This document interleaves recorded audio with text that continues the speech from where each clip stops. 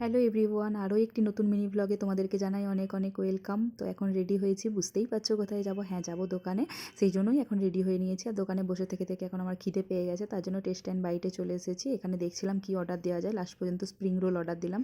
ভাবছিলাম পেস্ট্রি খাবো নাকি বার্গার বা অন্য কিছু খাবো, তারপরে লাস্ট পর্যন্ত কিন্তু আমি স্প্রিং রোল অর্ডার দিয়েছি। আর দেখো এখানে অনেক রকমের আইটেমই ছিল।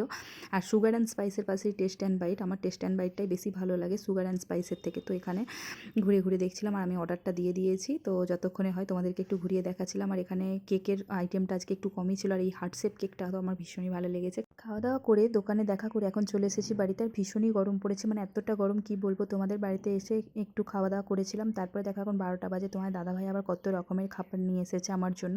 যেহেতু কালী পুজো ছিল তো ওখান থেকেই প্রসাদ পাঠিয়েছে, পায়েস, এখানে আলুর দম আছে আর রাইস। আর আমটা কিন্তু আমরা বাড়িতেই কেটেছি, আমটা কিন্তু ওখান থেকে দেয়নি।